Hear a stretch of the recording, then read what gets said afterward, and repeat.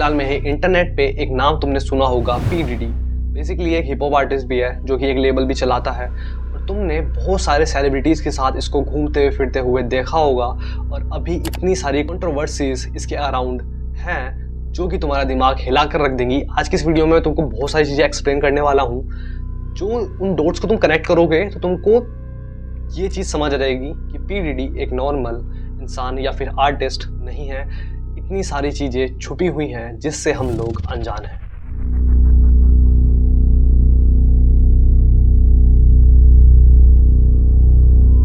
P D D 1969 में born हुआ था और उसने अपना बिजनेस मेजर्स करा होगो यूनिवर्सिटी से। उस टाइम बाद वो अपनी स्टडीज़ को छोड़ देता है और वो सोचता है कि उसको अपना म्यूज़िक में करियर बनाना है। तभी वो एक लेबल को यहाँ पे ज्वाइन कर लेता है जिसका नाम था अपटाउन रिकॉर्ड्स। उसके वहाँ पे भी काफ़ी सारी कंट्रोवर्सीज होती हैं, लड़ाइयाँ होती हैं, जिस वजह से वहाँ से भी वो निकल जाता है और फिर वो अपना खुद का एक रिकॉर्ड स्टार्ट कर देता है जिसका नाम था बैड बॉय रिकॉर्ड्स। उस रिकॉर्ड्स में से इतने बड़े बड़े हिप हॉप आर्टिस्ट निकले उस टाइम के, जैसे कि बिगीज या फिर मेज, जैसे कि तुम सभी को पता ही होगा। और इतने बड़े बड़े आर्टिस्ट उसके ही खुद के रिकॉर्ड से निकले जहाँ पे उसने बहुत सारा पैसा कमाया उसी दौरान। और कुछ टाइम बाद बिगीज, मेज जैसे बड़े बड़े आर्टिस्ट उसके लेबल्स को छोड़ना शुरू कर दिए, क्योंकि यहाँ पे काफ़ी सारी उनको प्रॉब्लम्स आ रही थी। टाइम पे पैसे ना मिलना या फिर कुछ मनी का प्रॉब्लम होना, या फिर एक ऐसा एग्रीमेंट्स में फंसा देता था वो डी डी उन रैपर्स को, जहाँ पे वो मजबूर हो जाते थे कि उनको रहना भी है लेबल के अंदर, क्योंकि कॉन्ट्रैक्ट साइन कर रखा है। अगर छोड़ेंगे तो उनको प्रॉब्लम में फेस होंगे। लेकिन काफ़ी सारे जो है रैपर्स उस लेवल से निकलना शुरू हो गए और तभी से अभी तक उसने काफ़ी अच्छे खासे कनेक्शन अपने हॉलीवुड में रैपर्स के बीच, हिप हॉप आर्टिस्ट या फिर सिंगर्स के बीच अपने बना लिए थे। उसी दौरान यहाँ पे जो है डीडीज की वो पहले से ही ये आदत थी कि उसको एकदम ऐसे लेविश ग्रैंड पार्टी करनी थी जिसमें बहुत ज़्यादा पैसा अंधा फूकता है, जहाँ पे मतलब बहुत अच्छी वो प्लेस होगा, एकदम ग्रैंड पार्टी होगी, एकदम रॉयल फील पूरा, जहाँ पे बहुत महंगा खाना होगा, बहुत महंगे कपड़े लोग पहन के आए हुए होंगे, बहुत बड़ी बड़ी पर्सनैलिटीज़ उस पार्टीज़ में आती थी। मतलब लोगों का ऐसा ड्रीम था कि इसकी पार्टी में तो जाना है उस टाइम पे, जहाँ पे वो तब से लेके अभी तक उन पार्टीज़ को अनाउंस करवाता रहता था। और उन पार्टीज़ का नाम था फ्रीक पार्टी। उन पार्टीज़ में अल्कोहल पिलाने के बाद जो भी लोग वहाँ पे रह जाते थे, जिन्होंने ज़्यादा ओवर ड्रिंक कर लिया, तब उनकी एक ऐसी पार्टी स्टार्ट होती थी जिसका नाम था वाइट पार्टी। उसमें सारे के सारे लोग ऐसा वाइट कलर के कपड़े पहन के आते थे, ड्रेस कोड होता था उनका, सारे सेलिब्रिटी जितने भी हैं। और उस पार्टी के अंदर इतनी सारी इलीगल चीज़ें होती थी, जहाँ पे वाइट सब्सटेंस बहुत ज़्यादा देखने के लिए मिलता था, अंधी दारू, यहाँ पे इतने सारे माइनर्स बच्चे या फिर वहाँ पे माइनर्स लड़कियाँ होती थी। उन्हीं में से एक जस्टिन बीबर भी था एक पार्टी के अंदर, जिसके बारे में हम आगे बात करने वाले हैं। और उन पार्टीज़ में जितने भी लोग थे वहाँ पे करने के लिए उनको फोर्स करा जाता था, जहाँ पे वो सारी चीज़ों को परफॉर्म करते थे। और वहीं उसी दौरान उसके घर में सीसीटीवी कैमरास लगे होते थे, जिनको वो इन फ्यूचर जाके यूज़ कर सके। अगर कोई भी आर्टिस्ट कुछ भी उसके खिलाफ बोलता है तो उसके पास उनकी रिकॉर्डिंग्स होगी उनकी पार्टी की। ब्रूटल रेप्स, ऐसे वीडियोज़ या फिर वॉयलेंस होना उसकी पार्टी में बहुत ही ज़्यादा कॉमन था। यहाँ तक कि ये चीज़ भी बताई जाती है कि डी डी ह्यूमन ट्रैफिकिंग करवाया करता था उन माइनर्स लड़कियों की, जहाँ पे इतनी सारी चीज़ें उसकी पार्टीज़ में तो हो ही रही हैं। जब उसमें और भी ऐसी लड़कियाँ इन्वॉल्व होती थी, उस पार्टीज़ में आती थी, तो उन्हीं में से एक लड़की ने पुलिस को इन्फॉर्म किया कि यहाँ पे ऐसी चीज़ें चल रही हैं। 16 सितंबर को डीडी को अरेस्ट कर लिया गया। जब उसके घर के अंदर गए तो यहाँ पे उनको बहुत सारी दारू की बोतल्स देखने को मिलती है। और जब उसका बेसमेंट चेक किया गया तो यहाँ पे 1000 से ज़्यादा खाली बेबी ऑयल्स की बोतलें वहाँ पे मिलती हैं। जहाँ उसके मैनेजर या फिर किसी आदमी ने ये चीज़ बताई थी कि उसको ना बस शौक था कि वो बहुत ज़्यादा बल्क में चीज़ें खरीद लेता था। ये क्या लॉजिक है ये कि उसने लिटरली ऐसी बहुत सारी बेबी ऑयल्स की बोतलें वहाँ पे क्यों मंगवा रखी थी, ये तो किसी को नहीं बताया। लेकिन वो सारी की सारी एम्प्टी थी, जो कि उसके बेसमेंट में से मिली है। उसी लड़की ने भी ये चीज़ बताई है कि वो उन पार्टीज़ के दौरान भी कुछ ऐसे सैटेनिक रिचुअल्स करता था, जिनमें काफ़ी सारे सेलिब्रिटीज़ या फिर हिप हॉप आर्टिस्ट या फिर हॉलीवुड के मेंबर्स, वहाँ पे एक्टर्स इन्वॉल्व होते थे उन रिचुअल्स में, क्योंकि उनको फेम चाहिए या फिर उनको अपनी ऐसा वेल्थ मेंटेन करनी है, जिस वजह से उनको यहाँ पे कुछ ऐसे रिचुअल्स को परफॉर्म करना ही होता था। लियोनार्डो डिकैप्रियो, टाइटैनिक याद आ गया होगा। ट्रम्प, यूएस का प्रेसिडेंट भाई, इवन यहाँ तक जस्टिन बीबर, बियोंसे, मल्टीपल फोटोज उसकी पार्टी के अंदर से देखने के लिए मिले इन लोगों के साथ। और भी बहुत सारे ऐसे सेलिब्रिटीज़ हैं जिनके नाम अभी नहीं आए हैं और बहुतों के नाम आ भी चुके हैं। आज की इस वीडियो में मैं इतने सारे लोगों के बारे में डिस्कस करने वाला हूँ जो कि उसकी पार्टी में इन्वॉल्व थे, जिनका डीडी के साथ पंगा था। आज की इस वीडियो में प्रॉपर ऐसा कंप्लीट कर देंगे ये टॉपिक कि मतलब बहुत ज़्यादा कवर चीज़ें हो जाएंगी कि तुमको सारी चीज़ें पता चलने स्टार्ट हो जाएगी कि डीडी एक नॉर्मल आदमी नहीं था। एफडी और पीडीडी में से किसने टुपाक को मरवाया, ये बहुत पहले चीज़ें हुई थी लेकिन अब ये सामने आ रही हैं जहाँ पे ये चीज़ें पता चल रही है कि इसमें पीडीडी भी कहीं ना कहीं इन्वॉल्व था और उस टाइम पे उसने 1 मिलियन का ऐसा उसके ऊपर रखा था टुपाक के ऊपर कि जिसने भी इसको मारा उसको 1 मिलियन मिल जाएंगे। इसमें बिगी की जो डेथ है वो भी कहीं ना कहीं इन्वॉल्व थी। If you don't know, Taylor Swift, Katy Perry या फिर डोजा कैट को बहुत सारे लोग विच बताते हैं।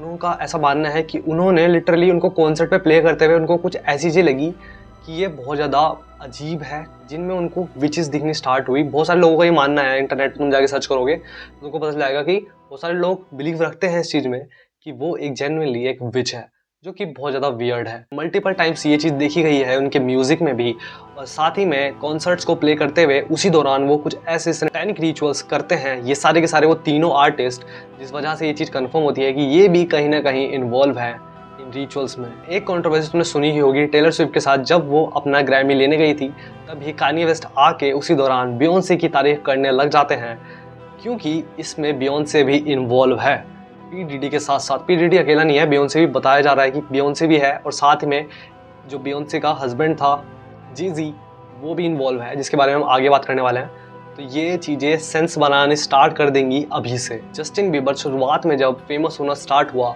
उसी दौरान उसको इनवाइट करता है डीडी अपनी पार्टीज़ में। जब वो पार्टीज़ को ज्वाइन करा, वहाँ पे गया, उसके बाद जो चीज़ें हुई हैं जस्टिन के साथ वो शायद से उनको कभी भुला भी नहीं पाएगा। I feel funny. Is this real life? Yes, this is real life. I feel crazy. The world is spinning around me. Don't touch your stitches, Justin. Bieber, don't touch your stitches. What's happening? उसके behaviour में एक sudden change दिखना, जहाँ पे वो ऐसे बहुत multiple times coat हुआ जहाँ पे वो ड्रिंक्स बाय कर रहा है या फिर वो बहुत बुरी तरीके से लड़ रहा है लोगों के साथ। इवन जब वो एक बार और डीडी से मिला उस पार्टी के बाद, तो यहाँ पे वो बहुत ही ज़्यादा डरा हुआ था, सहमा हुआ था। You ain't been calling me and hanging out the way we used to hang out. Well, I mean, you try to get in contact with me, through all my, partners and whatnot. But और एक बार वो और मिलता है जहाँ पे DD जो है वो उसको चेक कर रहा होता है कि कहीं इसने शायद से कोई माइक्रोफोन या फिर कोई रिकॉर्डिंग तो नहीं लगाई हुई है।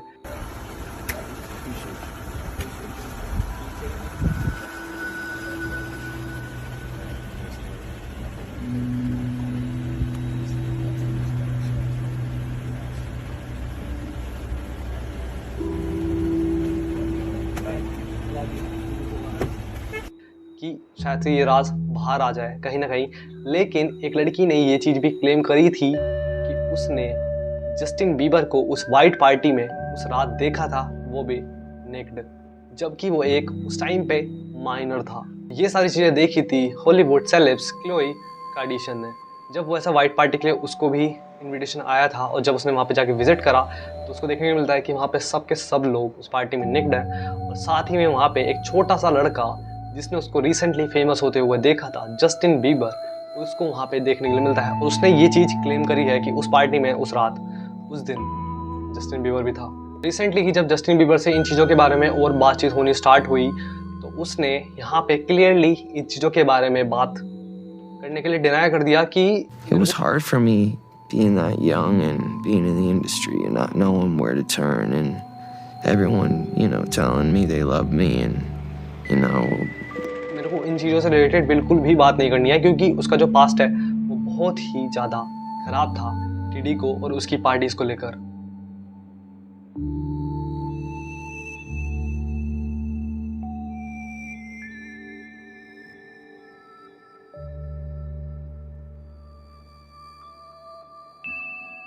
तुमने एक चीज़ यहाँ पे नोटिस करी होगी कि बहुत ज़्यादा टाइम्स ना तुमने ऐसी रिकॉर्डिंग्स देखी होगी जहाँ पे बिली आइलिश के आसपास जस्टिन बीबर तुमको देखने के लिए मिलेगा, जहाँ पे उसको वो हक कर रहा है। ऐसा बेसिकली वो प्रिटेंड यहाँ पे देखने के लिए ऐसा लगता है कि कहीं ना कहीं वो बिली आइलिश को भी प्रोटेक्ट करने का ट्राई कर रहा है। It was a great moment when you came face to face with Billie Eilish, who, in her own way, I wanted to protect the moment. You know, I don't know how many opportunities I'm going to get. You know, we never know how many opportunities we're going to get with anybody. I mean, just, I'm tearing up thinking about it, just with the Kobe situation, you know. I just wanted to be a good example. And it was hard for me being that young and being in the industry and not knowing where to turn, and everyone, you know, telling me they love me and, you know, just turn their back on you in a second. So if she ever needs me, I'm gonna be here for her. But yeah, just protecting those moments because people take for granted encounters, and I just want to protect her, you know. P DD से या फिर उसकी party से, क्योंकि जो उसके साथ यहाँ पे हुआ है, क्योंकि वो खुद एक विक्टिम है, यहाँ पे जो भी उसके साथ चीज़ें हुई है वो चाहता है कि वो शायद से बिली आइलिश के साथ ये सारी चीज़ें ना हो, because he knows the dark reality of this industry. Even यहाँ तक एक बिली आइलिश ने गाना भी बनाया है, व्हेन द पार्टी ओवर, सभी ने सुना होगा, जिसमें वो बहुत बुरी तरीके से रो रही थी लिटरली। मतलब कि उसमें ऐसा म्यूजिक वीडियो देखो ना, बहुत ज़्यादा स्केरी सी है, जिसमें बिली आइलिश के आंखों में से ऐसे ब्लैक कलर का उसकी आंसू टपक रहे हैं, और उसमें एक पार्ट आता है तभी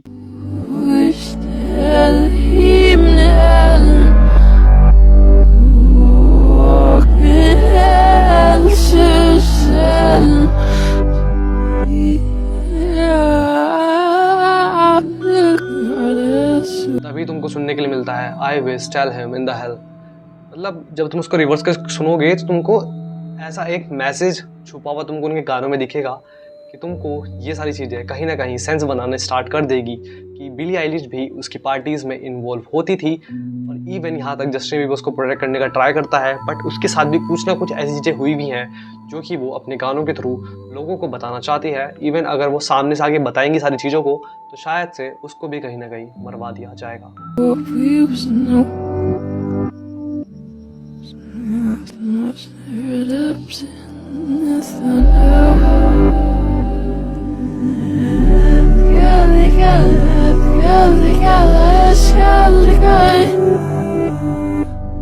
जो भी डीडीज की पार्टीज को अटेंड करता था उसके बाद वो एक ऐसा अजीब इंसान बन जाता था, या फिर उसके अंदर एक ऐसा फियर आ जाता था डीडी को लेके कि अब शायद से ये उनका करियर को भी ख़त्म कर सकता है अगर उन्होंने इसके खिलाफ या फिर इससे बढ़कर कुछ चीज़ें कर दी।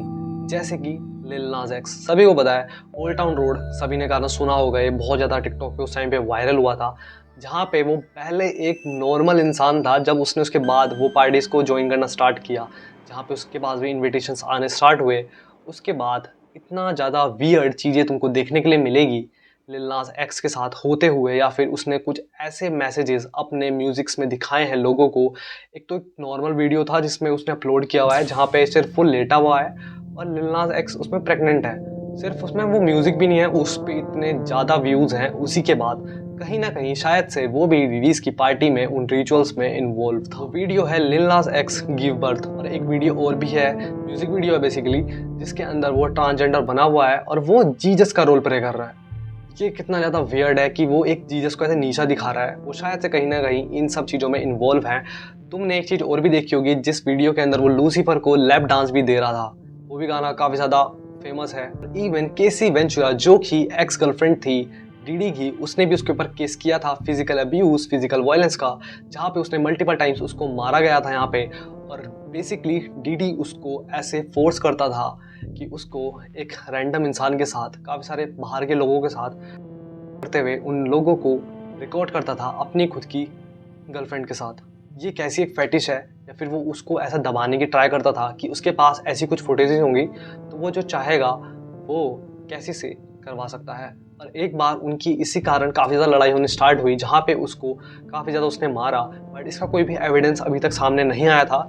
लेकिन एक बार उसने ऐसा भी किया था कि उसने चलती कार से ही उसको ऐसा बाहर फेंकने का ट्राई करा था, और इवन एक बार उसने इतनी ब्रूटल तरीके से मारा केसी को, वो वीडियोस अभी भी हैं इंटरनेट पे, तुमको देखने के लिए मिल जाएगी। लेकिन उस वीडियो को हटवाने के लिए उसने उस होटल को ऑलमोस्ट $50 मिलियन को भी ऑफर किया था, या फिर इससे ज़्यादा भी अमाउंट वो हो सकता है, बट एस्टिमेट यही बताया जाता है।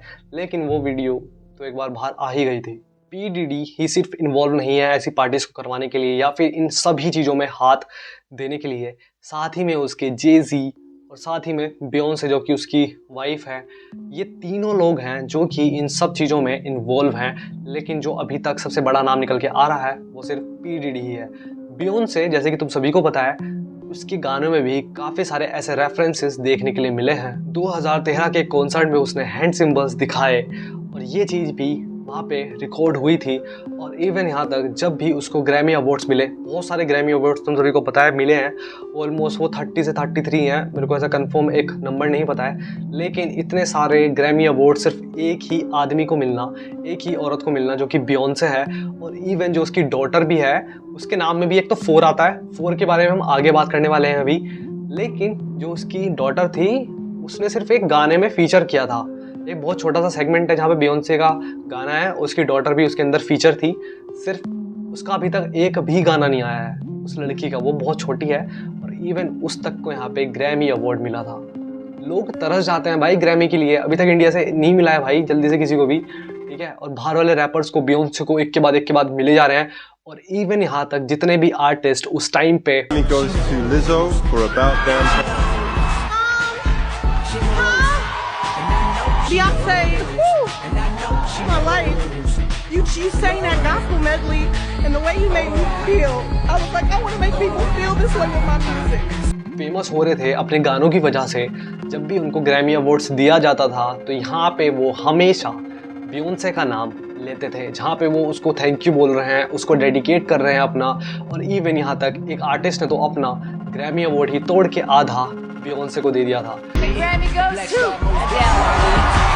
Thank you all from the bottom of my heart. And I'm very humbled and I'm very grateful and gracious. But my artist of my life is Beyonce, and this album to me, the Lemonade album, so monumental. Beyonce is so monumental. जहाँ पे वो बहुत ज़्यादा ऐसा अच्छा press करती है अपने आप को, वो रो के दिखाती थी वहाँ पे उन लोगों को। तो यहीं पे तुमसे को समझ आएगा कि कुछ ना कुछ तो गड़बड़ है कि सिर्फ एक ही औरत को सारे के सारे ग्रैमी अवार्ड्स मिल रहे हैं। जितने भी आर्टिस्ट आ रहे हैं वो सारे के सारे इसी को नाम ले रहे हैं, क्योंकि कहीं ना कहीं सभी आर्टिस्ट को ये डर था कि शायद से ये इनका करियर ना खा जाए या फिर उनको मरवा ना दे, क्योंकि ये शायद से पी डीडी के साथ भी बहुत ज़्यादा इन्वॉल्व है, हर एक पार्टी में देखने के लिए मिलती है। बियोंसे भी, जे-ज़ी भी, जे कोल, ये नाम तुमने बहुत ज़्यादा सुना होगा। अब एक गाना है जो कि ऑलमोस्ट 10 साल पुराना है, शी नोज करके। अब शी नोज स्टार्टिंग में बता देता हूँ, ये जो नाम है शी नोज वो बेसिकली बियोंसे को बताया गया है उस गाने के अंदर, इसमें वो बार बार बोलता है शी नोज शी नोज। और एक गाना आता है कि rest in peace to Aaliyah, फिर उसके बाद एक दो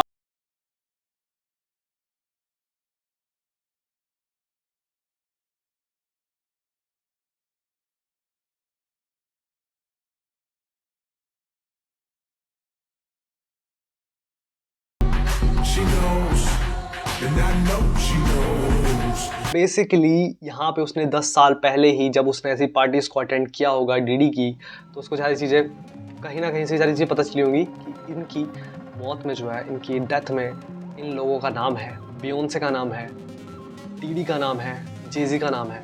तभी उसने गाने में अपने ऐसा रेफरेंस डाला इतने साल पहले ही और सामने से क्लियर करके बता दिया शी नोज के बारे में, मतलब कि बियोंसे को इन चीज़ों के बारे में पता था कहीं ना कहीं कि टुपाक की जो है वो डेथ होने वाली है या फिर माइकल जैक्सन की डेथ होने वाली है। इवन यहाँ तक एक फ्यूल सॉन्ग करके है एमिनम का, उसका भी ये मानना है कि डीडी ने ही टुपाक की जो है वो डेथ करवाई थी।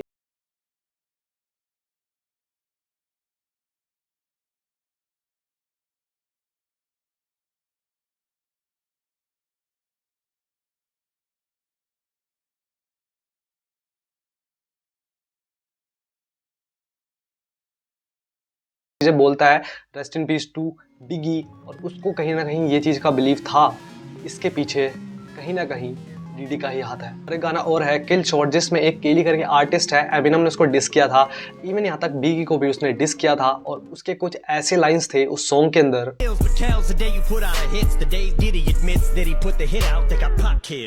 अभी तक मैंने तुमको इतनी सारी बातों को बताया है, तुम्हारे डॉट्स कनेक्ट होने स्टार्ट हो गए होंगे कि ये सारी चीज़ें सेंस बनाती हैं।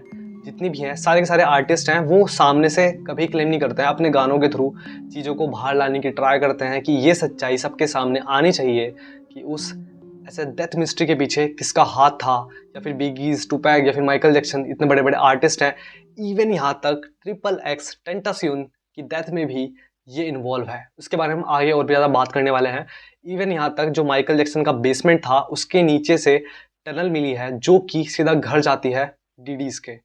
क्यों भाई, ऐसा क्या हो सकता है, क्या सारे रीजंस है, अभी वैसा कुछ भी क्लियरिफाई नहीं हुआ है, लेकिन इतने सारे पॉइंट्स यहाँ पे देखने के लिए मिल रहे हैं जो कि सेंस बनाते हैं। इस चीज़ से भाई एक चीज़ तो प्रूफ हो जाती है कि ये सारे के सारे लोग जो हैं वो ऐसे रिचुअल्स को परफॉर्म करते हैं और इनमें जितने भी बड़े बड़े आर्टिस्ट हैं वो सब के सब इन्वॉल्व हैं, जो कि बस कभी सामने नहीं आती हैं, लेकिन अब ये सारी चीज़ें सामने आ रही हैं। और एक चीज़ और भी बताई जाती है कि जो ट्रेविस स्कॉट है वो भी शायद से इन्वॉल्व है कहीं ना कहीं, क्योंकि उसका एक कॉन्सर्ट वाला जो कि तुमको पता है जिसमें बहुत सारे लोग मारे गए थे और लोगों का ऐसा मानना है कि वो एक सेक्रीफाइस था, ह्यूमन सेक्रीफाइस था, जो कि उसने ऑडियंस के बीच में से ही इतने सारे लोगों को मारा गया उस भीड़ के दौरान, जो कि वो लूसीफर के लिए करना चाहता था, जिससे उनको ज़्यादा फेम मिले, वेल्थ मिले। ये सब चीज़ें तो हमको पता ही है। एलिया, माइकल जैक्सन और लेफ्ट आई, ये सारे के सारे बहुत फेमस आर्टिस्ट हैं, तुम सभी को पता होगा। और एक चीज़ शॉकिंग करने वाली यहाँ पे है कि इनकी सिमिलर डेट को ही डेथ हुई थी, जो कि है 25। और एक बार बियोंसे बैठी होती है एक टेबल के ऊपर जब ग्रैमी डिस्ट्रीब्यूट्स हो रहे थे आर्टिस्ट के बीच में, और उस टेबल का नंबर पता है क्या था? 25। तो ये चीज़ें सेंस बनाती है कहीं ना कहीं कि 25 से कहीं ना कहीं सारी चीज़ें लिंक्ड है कि 3 आर्टिस्ट सिमिलर डेट को ही मारे गए। दूसरी साइड जो बियोंसे है, जिसको ये सारी चीज़ों के बारे में पता था, जो कि जे कोल ने अपने गाने में भी सारी चीज़ें बताई हैं कि शिनोस बहुत ज़्यादा फेमस चल रहा है गाना भी, तुमने सुना होगा, तो शायद से ये ऐसा कोइंसिडेंस भी हो सकता है कुछ ना कुछ।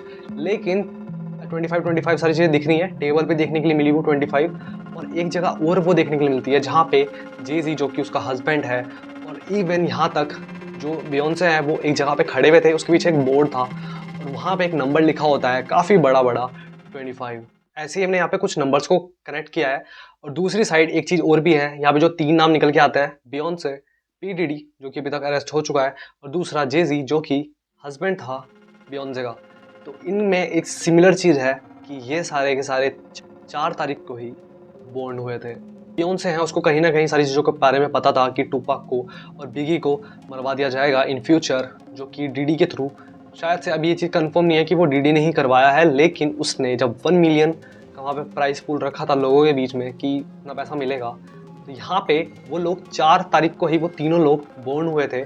4 गोली ही उन दोनों को मारी गई थी, टुपाक और बिगी को। और यहाँ तक एक चीज़ और निकल के आती है, यहाँ पे 444 तो हो ही रहा है सब चीज़ों में, लेकिन एक और शॉकिंग चीज़ है यहाँ पे कि अभी तुमने एक चीज़ देखी होगी कि अभी एक आर्टिस्ट है वन डायरेक्शन में से लिम, जो कि तुमको पता है कि एक बहुत ही ज़्यादा ड्रग के वो नशे में थे उस टाइम पे, और वो एक होटल से नीचे गिर जाते हैं, जिनकी रिसेंटली है भी एक डेथ हुई है। उसके बाद उनकी एक जो गर्लफ्रेंड थी उसने एक फ़ोटो को अपलोड किया है रिसेंटली जिसमें 444 लिखा हुआ था। तो ये कहीं ना कहीं शायद से हो सकता है कुछ ऐसी हैबिट उसको लग गई इतने ड्रग्स के बारे में वहाँ से कि उसने भी शायद से अपनी जान वहाँ पे आके ले ली, जिसने उसने पहले ही उस होटल में आने के बाद वहाँ पे काफ़ी सारी तोड़फोड़ की। और वो वहीं पे जो नीचे रिसेप्शन बंदे बैठते हैं उन्होंने पुलिस को इन्फॉर्म कर दिया था कि यहाँ पे एक आदमी है जो बहुत ही बुरी नशे की हालत में है और यहाँ पे तोड़फोड़ कर रहा है, बहुत ज़्यादा लाउडली बात कर रहा है। और किसको पता था कि उसी दिन उसकी डेथ होने वाली है। और उसके बाद उसकी जीएफ ने ही एक इंस्टाग्राम पे फ़ोटो पोस्ट किया जिसमें 444 लिखा हुआ था। तो ये बहुत ज़्यादा सेंस बनाने वाली बातें हैं। और बहुत सारे लोग ऐसे बोलते हैं कि उसी दिन की बात है, उसी दिन वो लिम से मिले थे और उन्होंने उसके साथ फ़ोटो भी क्लिक करवाई थी और उसका बहुत अच्छा रिस्पॉन्स था। वहाँ पे वो नॉर्मल तरीके से बात कर रहा था, उसके अंदर कुछ भी ऐसी चीज़ें नहीं दिख रही थी कि वो नशे करता है या फिर कुछ ऐसी चीज़ें, ड्रग्स उसने सब्सटेंस वहाँ पे यूज़ किया हुआ था। I went over to say hello to P Diddy and Jay-Z was there and Leonardo DiCaprio was week I'm going to go over there and say hello to him. So I thought, P. Diddy. So I went out to shake his hand, and I shook his hand, and I was, oh, nice to meet you, and he's going, with the longest handshake ever. And then the worst of it happened. There was a whole thing with Jay-Z, and I went to lean in to speak to him. But you can't lean in to speak to Jay-Z. You're not allowed to lean in. And his bodyguard just like shoved me like this, and I went flying across the room. और even यहाँ तक जो जेजी है, बियोंसे का जो husband था, उसने एक अपनी 13th एल्बम लॉन्च करी थी जिसका नाम 4/4 था अगेन। ऐसे ये नंबर वाली थ्योरी को तुमको ऐसा समझाने के लिए मैं भी बहुत ज़्यादा कंफ्यूज हो चुका हूँ, लेकिन ये मैंने बिल्कुल सही तरीके से तुम लोगों को समझाई है, जो कि बिल्कुल सेंस बनाती है। तुमको कुछ समझ नहीं आ रहा है, तुमको एक बार पीछे जाके दोबारा देखो, तुमको सारा समझ आ जाएगा। और एक चीज़ और निकल के यहाँ पे आती है कि एक आर्टिस्ट है सिया, जिसने एक बहुत पहले ट्वीट पोस्ट किया था ट्विटर पे उस टाइम पे 8 जुलाई 2015 9 AM के आसपास, जहाँ पे वो बहुत अजीब सा सेंटेंस लिखा हुआ था। अगर तुम उस सेंटेंस के सबके वर्ड्स को एक अल्फ़ाबेट निकालो स्टार्टिंग वाले, तो तुमको यहाँ पे एक वर्ड कनेक्ट करते हुए बन के दिखता है, जिसमें लिखा था बियोंसे किडनैप्ड मी।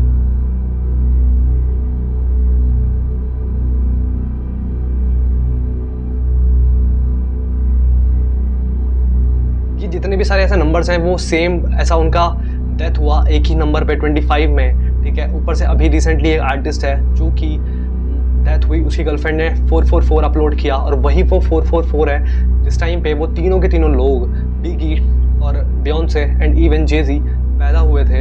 ये इतने सारे कोइंसिडेंस कैसे हो सकते हैं? बहुत ही ज़्यादा वियर्ड चीज़ है ये।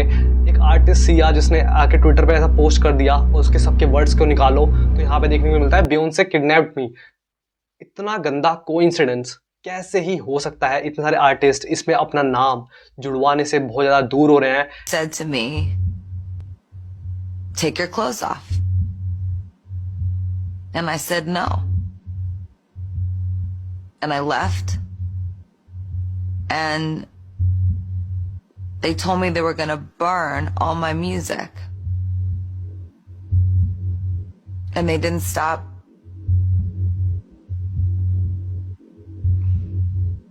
They didn't stop asking me, and then I just froze, and I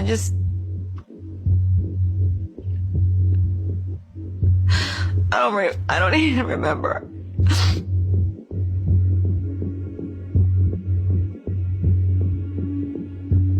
And I will not say his name.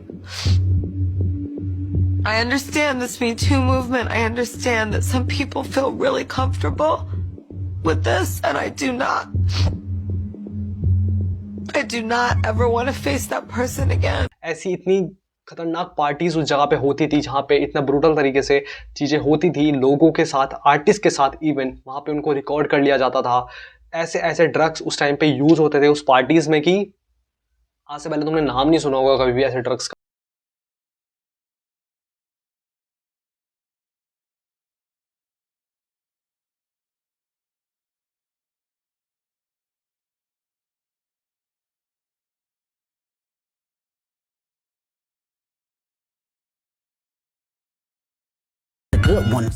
लेकिन ये सारी चीज़ें कहीं ना कहीं सारी चीज़ें सेंस बनाती हैं। और ये वीडियो बहुत ज़्यादा लंबा हो चुका है, मेरे को पता है, इसमें रिसर्च करने में मेरे को काफ़ी ज़्यादा टाइम लगा, लेकिन ये बहुत ज़्यादा सेंसिटिव टॉपिक है कि ऐसा एक आदमी जो कि एक नॉर्मल आर्टिस्ट आज से पहले लगता था, उसने इतनी सारी चीज़ें पीछे छुपाई हुई थी।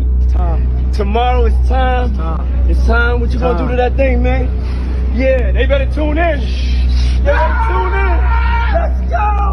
इतने सारे आर्टिस्ट के साथ ये सारी चीज़ें हो रही हैं, और अभी बहुत सारे नाम निकलने और भी इन फ्यूचर बाकी हैं। लेकिन ये सारे के सारे नाम हैं, इनमें बहुत सारी चीज़ें जो हैं वो थ्योरीज जो जितनी भी हैं वो शायद से बेकार भी हो सकती हैं, लेकिन ये सारी बातें सच और सेंस बनाती हैं। It's called the boiled egg test. It can take a boiled egg, have those guys pull their pants down and bend over and stick it. The egg break, they say they're not ready yet. They ain't put enough work in. This is Hollywood. So everybody want to go act like they don't know what's going on. I've heard enough out of shoot. यहाँ तक DD एक ऐसा test करवाता था उन लोगों से जितनी भी बड़ी पर्सनैलिटीज़ है, चाहे उस पर जस्टिन बीबर हो या फिर कोई बहुत बहुत बड़े बड़े ऐसे आदमी है, जहाँ पे उनको वो एक एग देता था जिसका नाम था एग टेस्ट। उसमें बेसिकली क्या करना होता था कि तुमको उस एग को कहीं पे इंसर्ट करना होता था, और एक बॉइल्ड एग होता था बेसिकली, बट उसकी ये कंडीशन थी कि वो एग को जब तुम इंसर्ट कर रहे होंगे, हाँ तूने सही समझा, मैं कहाँ की बात कर रहा हूँ, और वो टूटना नहीं चाहिए। तुमने जैसे डाला है वो वैसा का वैसा ही बाहर निकलना चाहिए, और उसके बदले तुमको बहुत ज़्यादा पैसे मिलेंगे। और ऐसा लिटरली बहुत सारे आर्टिस्ट ने भी करा है, और ऐसा बहुतों ने बताया भी है कि वो एक ऐसी कंडीशन रखता था जहाँ पे तुमको ये चीज़ करनी होती थी। अब टूट गया तो भाई कुछ नहीं मिलेगा, और अगर वो सही निकल गया तो तुमको एक ह्यूज अमाउंट ऑफ मनी या फिर तुमको काफ़ी अच्छा खासा फेवर मिल सकता है। Trying to kick knowledge. So the very first question that anyone should ask any rapper when they interview him from here on out is, have you ever had a hard-boiled egg in your Yeah. But do you Punch peel in the the egg face. first and then you put the egg in? and isn't the egg gonna break? Why are you guys still discussing this? Are you really that interested? तो इसको इस नज़रिए से देखो कि अगर तुम्हारे पास एक बहुत अंधा पैसा है, तुमने बहुत महंगे नशे कर लिए, तुमने बहुत अच्छी चीज़ें कर ली, सब जगह घूम लिए, ये कर लिया वो कर लिया, तो एट द एंड तुम्हारे पास कुछ नहीं बचेगा जो तुमको किक देगा। मतलब इट मीन कि तुमको सेटिस्फाई करने के लिए कुछ ना कुछ तो चीज़ें ऐसी होंगी, तो वो उसके लिए ऐसी चीज़ें हो सकती हैं जिससे वो इतने बड़े बड़े सेलिब्रिटीज़ को अपने कंट्रोल में रखे और उनसे कुछ ऐसी चीज़ें कराए जिससे उसको ऐसी किक मिलती है या फिर उसको ऐसे खुशी मिलती है सारी चीज़ें करवा के। तो एट द एंड यही सारी चीज़ें बचती हैं जिस वजह से ऐसे रीज़न हो सकते हैं कि कुछ ऐसी एक्टिविटीज़ करवाता था। यार तुमने भी एक चीज़ नोटिस करी होगी कि ना डीडीज़ की पार्टी में जितने भी आर्टिस्ट जाते थे पहले, वो बहुत ज़्यादा डिफरेंट होते थे। जैसे कि तुम जस्टिन को ही देख लो, या फिर जूस वर्ल्ड को देख लो, या फिर बहुत सारे आर्टिस्ट है, पोस्ट मेलन को देख लो, है ना। तो उनका जो अपीयरेंस था वो एकदम नॉर्मल, टैटूज वैटूज नहीं है, सिंपल से लगते थे देखने में एकदम। लेकिन जब वो काफ़ी टाइम होता गया, इतनी सारी चीज़ें उनके साथ हुई, तो उनमें एक इतना सडन चेंज देखने के लिए मिला।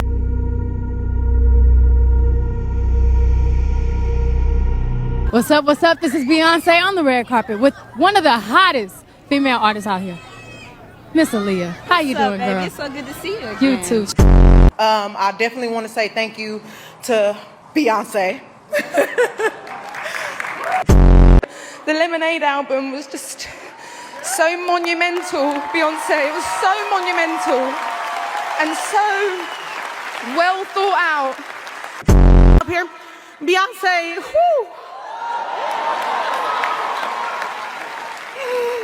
In the 5th grade, I skipped school to see you perform to make the world a better place.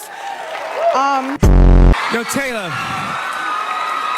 I'm really happy for you. I'm gonna let you finish. But Beyonce had one of the best videos of all time. One of the best videos of